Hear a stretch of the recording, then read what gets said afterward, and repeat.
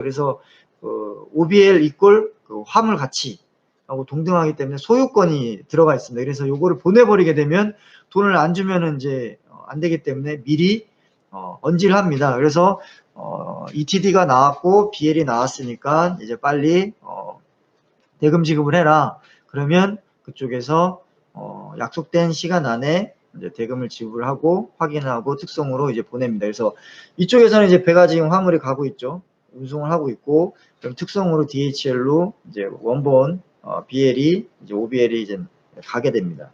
수입자가 그거를 받고 이제 화물이 이제 도착하게 되면 이제 여기서는 어떻게 해야 되냐면 이제 수입자가 그 BL을 이제 제시합니다. 그래서 이제 포워드를 통해서 그 목적항의 그 선사 쪽에 BL을 접수를 하게 되면 그 BL에 확인되는 대로 이제 카고에서 이제 릴리즈를 해줍니다. 그렇게 되면 이제 물건을 이제 찾을 수 있습니다. 그래서 순서는 선사가 물품을 선적한다.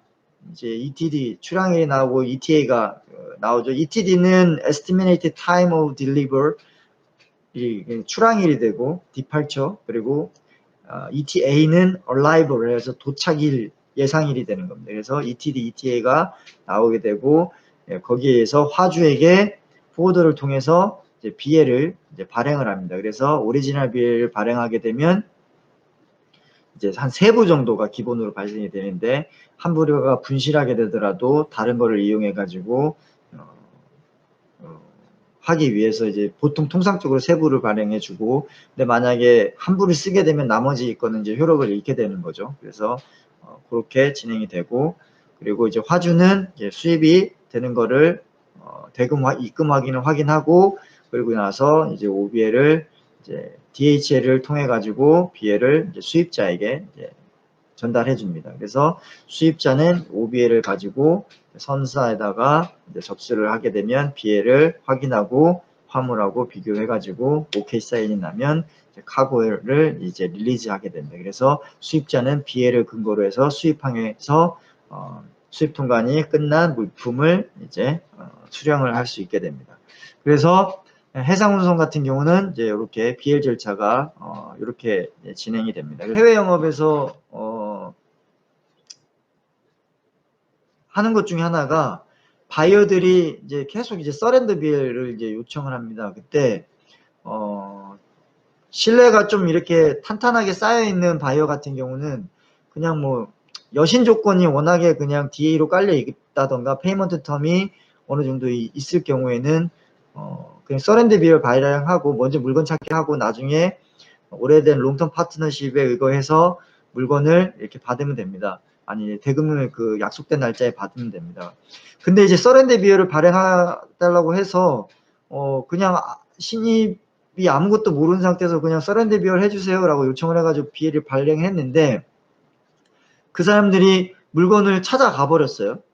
왜냐면 이제 서렌더 비어는 그 권한을 포기하는 거니까 그 유가증권에 대한 그 권한이 이제 상실된 거잖아요. 그렇기 때문에 수입자가 물건을 찾아갔는데 대금을 지급을 해달라고 요청을 했는데 대금 지급을 안 해버리고 아예 사라져버리는 경우도 있습니다. 그렇게 되면은 수출자가 상당히 이제 그 난처한 상황이 되는 거죠. 그렇기 때문에 수출자는 물건을 바이어가 서렌더 비율로 요청을 할 경우에는 물건을 보내기 전에 무조건 대금 지급을 먼저 요청을 하시든지 아니면 서렌더 비율로 하지 말고 그냥 OBL로 진행을 하십시오. 그냥 오리지널 비율로 진행을 하는데 페이먼트 텀을 OBL 선적하고 나서 며칠 안에 4일 안에 너네가 페이먼트를 진행해라. 그래서 페이먼트 100% by TT 그리고 after shipment day 이렇게 하게 되면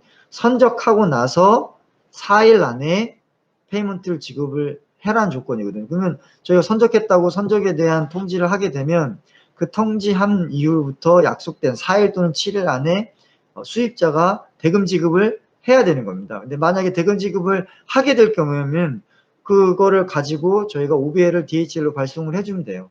그래서 그걸 받고 이제 처리하게 되는데 제조사 쪽, 슈퍼 쪽에서는 그 부분에 대해서 최소한의 수입자가 사라지더라도 원가에 대한 부분은 보장이 받기 때문에 그거 성금 30% 받고, 그리고 이제 선적하고 나서 30% 받고 60% 받고 나머지 도착해서 40% 받고, 이렇게 해서 분할로 진행하는 경우가 이제 좋습니다. 그래서 프로젝트 규모가 어느 정도 작은 경우에는 그냥 뭐 한 방에 성금 주든지 아니면 나중에 후불 하든지 이렇게 진행을 하겠지만, 프로젝트가 100만 불 이상 되는 경우에는 어느 정도 리스크가 있기 때문에 그 리스크를 신용장을 통해서 은행의 담보를 가지고 이렇게 진행을 하든지, 그렇지 않으면은 제조 원가에 대한 30%에 대한 그 원재료비에 대해서 일단 1차적으로